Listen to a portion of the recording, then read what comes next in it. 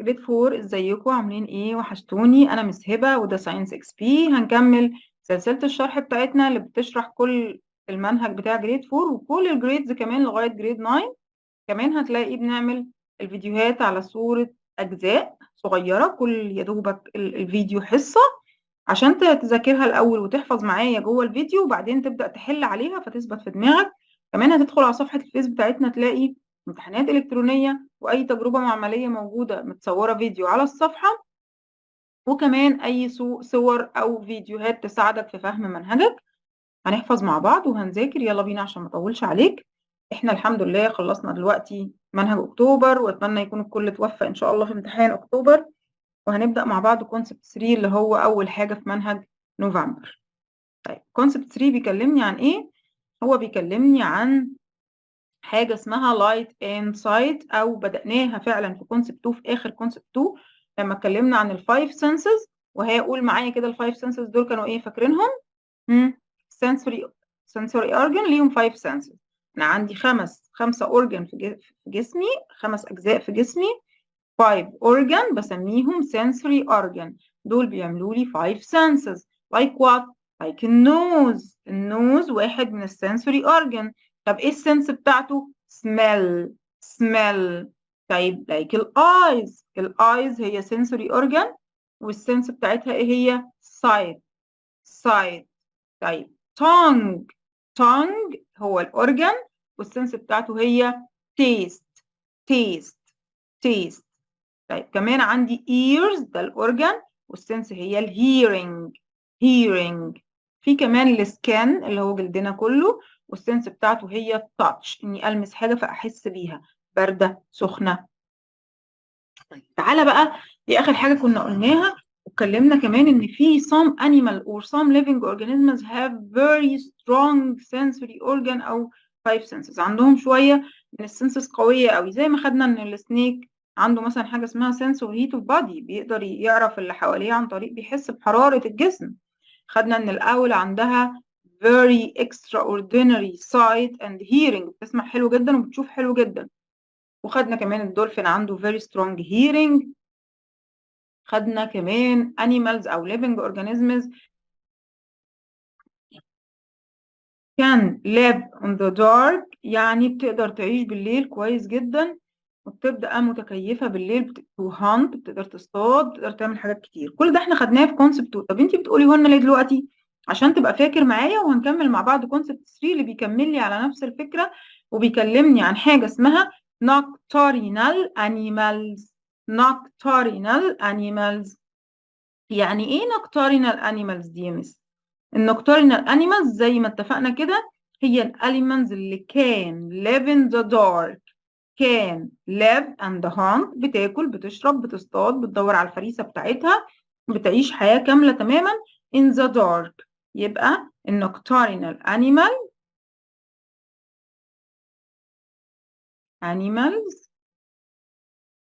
can، هم مين دول؟ دول they are animals can live in the dark. يقدروا يعيشوا، مش بس live بقى، هم can live، can hunt، can eat، can move. معنى كده ازاي يا ميس؟ ده الدنيا بتبقى ضلمة جدا جدا جدا، خصوصا لو فورست غابة او حاجة زي كده. قال لي عندهم شوية صفات كده هنتكلم عليهم. اولا هم عندهم extraordinary senses، يعني عندهم حواس قوية جدا جدا. زي الاول مثلا عندها hearing قوي وسايت قوي جدا. اللي هنعلم عليه في كده بس هو اللي هيتذاكر، مش هنقعد يعني، هنلخص على قد ما نقدر. طيب النكتورنال انيمال زي ايه؟ قال لي زي الفاشين كات، والتريزي مونكي. فاشين كات ده نوع من القطط، فاشين كات. في كمان الاول. في سنيك. بات. دول كلهم مين؟ دول النوكتورنال انيمال. قال لي كمان some animal have spectral night vision، يعني يقدروا يشوفوا بالليل كويس جدا جدا، مش محتاجين لقدرات خاصة، مش محتاجين لحاجة يلبسوها، مش محتاجين لحاجة تساعدهم، هما بيقدروا يشوفوا بالليل كويس. وهنعرف هما ليه بيقدروا يشوفوا بالليل كويس قوي. طيب بس كده ده اللي نعرفه من الصفحة دي. بس انا مش عايزاك تعرف غير اللي انت فهمته مني واللي انا علمت عليه اللي هم اسامي الانيمالز بس.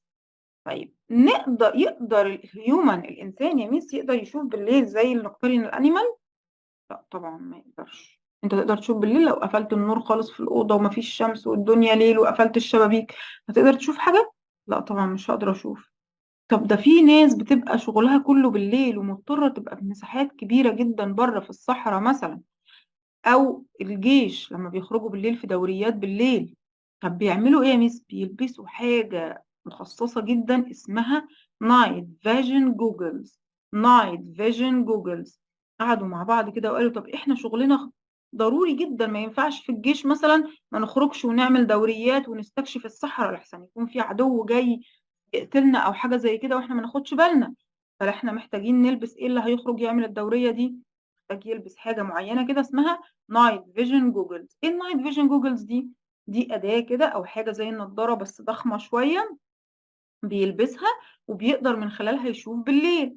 طيب ليه؟ ما يشوف بعينيه عادي واحنا مش عندنا عين بتشوف؟ هو أنا لو جيت أدور معاك كده، هو الإنسان بيشوف عشان عنده عين ولا عشان فيه نور؟ عشان فيه لايت ولا عشان أنا هاف ايز؟ لو أنت قفلت النور هتقدر تشوف؟ لا رغم إن عينك موجودة. طيب لو انا فتحت النور بس لا قدر الله بقى غميت عيني، لبست بلاش لا قدر، غميت عيني خالص كده وربطت عليها روبوت، هقدر اشوف؟ لا برضو. يبقى انا محتاج الاتنين، محتاج يكون عندي اي ومحتاج سورس اوف لايت. ليه سورس اوف لايت؟ عشان اشوف لازم يكون عندي لايت. طب لو انا ما عنديش لايت هعمل ايه؟ استخدم النايت فيجن جوجلز. مره كمان، الهيومن ايز نيد لسورس لايت. الهيومن ايز محتاجه سورس اوف لايت. طيب لو مفيش سورس اوف لايت نعمل ايه؟ لازم نجيب نايت فيجن جوجلز. نايت فيجن جوجلز. بعد كده بيقول لي بقى ان انا عندي انيمالز معينه تقدر تشوف في الدارك. اه يا ميس اكيد بتلبس بقى نايت فيجن جوجل صح؟ لا خالص مش بتلبس نايت فيجن جوجل ولا حاجه. ايه ده؟ امال بتشوف ازاي؟ قال لي ربنا خالق عينيها بطريقه معينه فيها جزء كده ورا العين زي الميرور بالظبط. طب وايه يعني؟ جرب كده تجيب ميرور وتقف في الشمس وتقعد تلعب كده بالمراية في نور الشمس، هتكتشف ايه؟ هتلاقي ايه قدامك؟ اه بشوف بقعة ضوء كبيرة على الحيطة او على وش اخويا وانا بلعب كده وبغيظه وبعكس النور في عينه. ايوه ايوه ايوه، انت قلت لي ايه؟ قلت لي بعكس النور في عينه. يعني المراية مش بتطلع نور صح ولا بتطلع نور؟ لا مش بتطلع نور. امال ايه اللي بيحصل؟ اللي بيحصل ان النور بيقع على الميرور. الميرور اهي مثلا بتبدأ النور يقع عليها، اللايت جاي من الصن، ادي الصن، ويقوم معكوس بشكل تاني على الحيطة او على وش اخويا او على اي حاجة. ودي وظيفة الميرور انها تعمل ايه؟ ريفلكت لايت. ريفلكت لايت. سبحان الله بقى ربنا خلق structure in the eye of nocturnal animals. النocturnal animals عندهم جزء in the eye او behind the eye يعني ورا العين كده زي المراية بالظبط. اي نور ضعيف يقع عليه يقوم يعمل له bouncing off او reflecting. bouncing off or reflecting يعني يرجع يعكسه ويخرجه تاني بره بره العين، فانت تشوف كأن عينيهم بيطلع نور.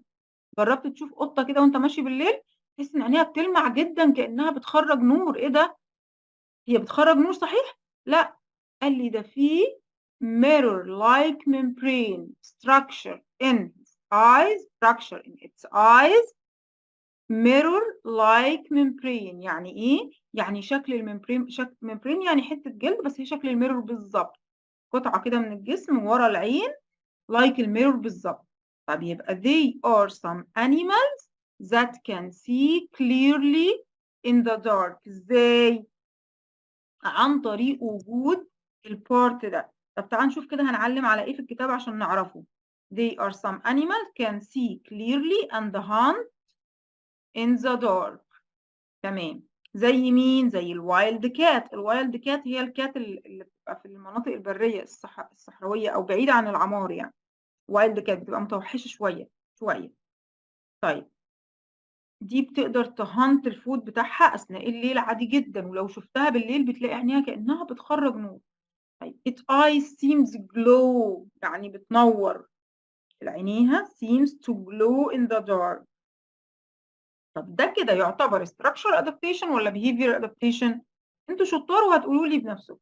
هو في بارت من البادي بتاعها اتغير ولا دي حاجة بتعملها؟ لا، في بارت من البادي اتغير. انت بتقولي ان في جزء في عينيها اتغير، جزء في عينيها بقى لايك الميرور. بالظبط كده. فده يبقى structural adaptation. structural adaptation. تمام. طب الجزء ده ايه تاني؟ تعالى كده نشوف. لما اجي اقول لك هي ليه الفاشن كات او الوايلد كات see in the dark أو can hunt in the dark because it has mirror-like membrane. Because it has mirror-like membrane on the A behind the eye. أنا مش عايزة كل الرغي ده. behind the eye. خلصت كده؟ خلصت. يبقى ليه الفاشن كات ما أجي أقول لك كده give reason wild cat. مالها الوايلد كات؟ can hunt تقدر تصطاد in the dark. باختصار شديد كل اللي رغينا فيه ده هو احنا ما قلناش غير ان في nocturnal animals ودول الانيمالز اللي كان live in the dark او كان hunt in the dark او كان move in the dark. زي مين؟ زي الفيشنج كات او الوايلد كات. هي. طب ليه بتقدر تهانت in the dark؟ ليه بتقدر تتحرك بالليل عادي؟ because it has it has ايه سوري structure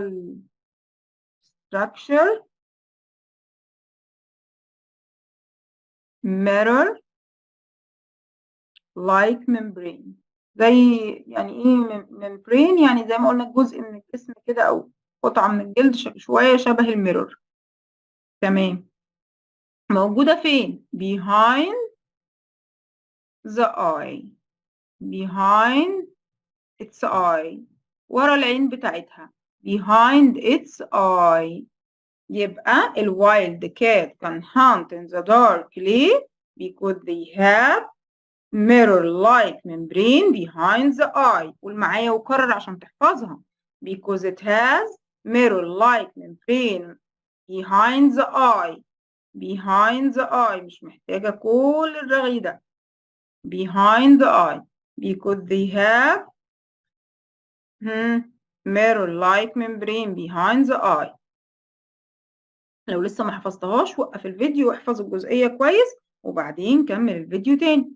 بعد كده الدرس ده فيه حتة صغننة كمان انه بيكلمني عن حاجة اسمها source of light. ايه هي sources of light دي؟ sources of light دي object can emit light. يعني ايه emit؟ يعني بتخرج light. sources of light حاجة بتخرج لي light. انت شاطر وهتقولي بنفسك اصلا ايه هي زي ايه حواليك. بس الاول خليني اكتب الديفينيشن.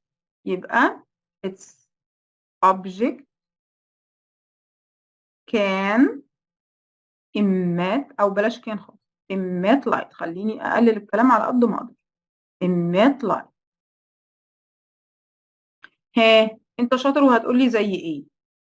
برافو عليك. زي الإلكتريك لامب. اللمبة اللي حواليك اللي منورة الأوضة دي إلكتريك لامب كان emit light. إيه كمان؟ لو النور قطع يا ميس بنستخدم الكاندل. الكاندل. إيه كمان؟ التورش. يعني ايه تورش؟ التورش هو الكشاف اللي بستخدمه لما النور يقطع برضه. طيب في ايه كمان؟ اهم واحد بقى يعني المين source of the light on the earth. اهم مصدر، اهم حاجة بتطلع لي light في الدنيا هي الصن. main source of light on the earth.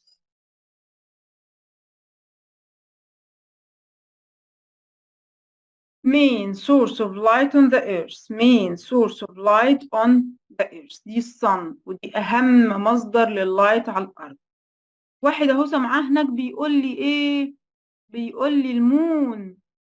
المون، هي المون تنفع ولا ما تنفعش؟ لا، المون ما تنفعش. ليه يا ميس؟ ما هي بتخرج، أنا بشوفه بالليل وببص في السماء وبشوفه وبلاقيه مطلع لايت. لا، هو انت بتلاقيه مطلع لايت فعلا، بس هو للاسف ما ينفعش سورس اوف لايت. ليه؟ عشان اللايت ده مش جاي من جواه، هو مش بيخرج لايت. امال هو بيعمل ايه؟ هو بيخطف اللايت بتاع الصن. الصن بتكون طالعه في ناحيه تانية من الارض، عند بلاد تانية غير بلدنا، يقوم هو خاطف شويه منها وجاي عاكسها عندنا، زي الميرور بالظبط. لما انت بتيجي تلعب بالميرور في الصن كده فتلاقي نور الشمس اتعكس على الحيطه، هو بيعمل نفس الحكايه. الإيرث اهي مثلا، واحنا اهو، اهو. والصن فين؟ الصن هنا عند الناحية التانية من الأرض، فعندنا دارك، عندنا ليل. يجي القمر يقول ولا تزعلوا خالص، انتوا زعلانين عشان انتوا مش عندكم نور. انا هاخد شوية شوية من اللايت بتاع الصن ده، هيقع عليا بالشكل ده، انا هعكسه عندكم خالص فتشوفوا نور بالشكل ده. هو كده خرج لايت من عنده؟ لا خالص، ما خرجش لايت، فما اقدرش اسميه source of light. ما اقدرش اسميه ايه؟ source of light. source of light. امال هعمل ايه؟ قال لي لا، هو صحيح بيخرج لايت بس انا ما اقدرش اقول عليه source of light. يبقى المون isn't source of light. المون ماله؟ isn't source of light. ده باختصار باقي الدرس اهو. ده كده ليسون 1. يبقى ليسون 1 بيكلمني عن السورسز اوف لايت، عشان اللي معاه بني كده ويفتح معانا ويخطط.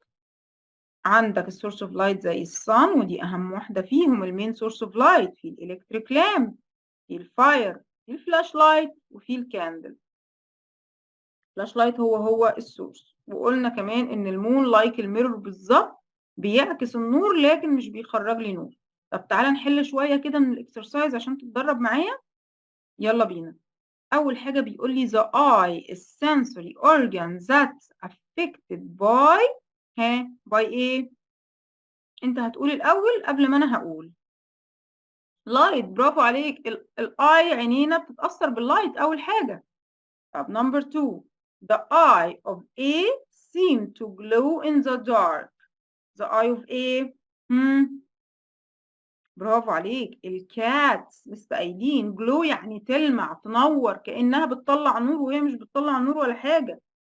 طيب space نمبر 3، space and space are nocturnal animals that have poor night vision. يعني ايه هما النوكتورنال انيمالز اللي بيخرجوا لي، اللي عندهم بور نايت فيجن؟ يعني ايه بور نايت فيجن؟ يعني مش بيشوفوا كويس بالليل. هما من النوكتورنال انيمالز لكن مش بيشوفوا كويس. بور نايت فيجن مين؟ انا خدت في النوكتورنال انيمالز ان البات مش بيشوف كويس، برافو عليك. البات ومين كمان؟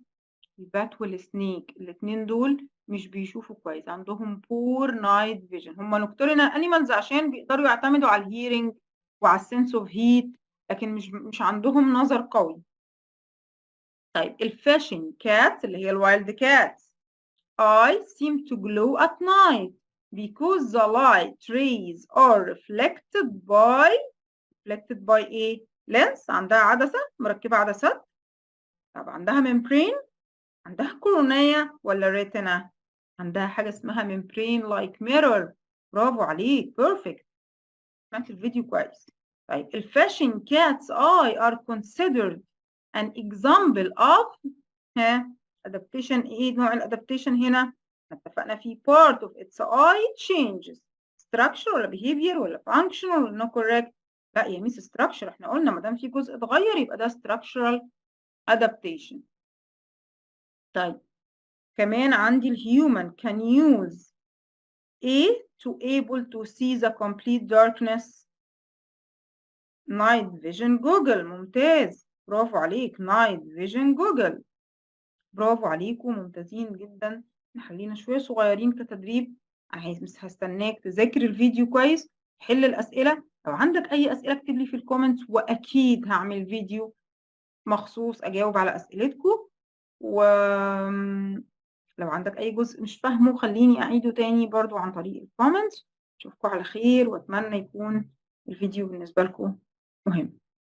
باي باي.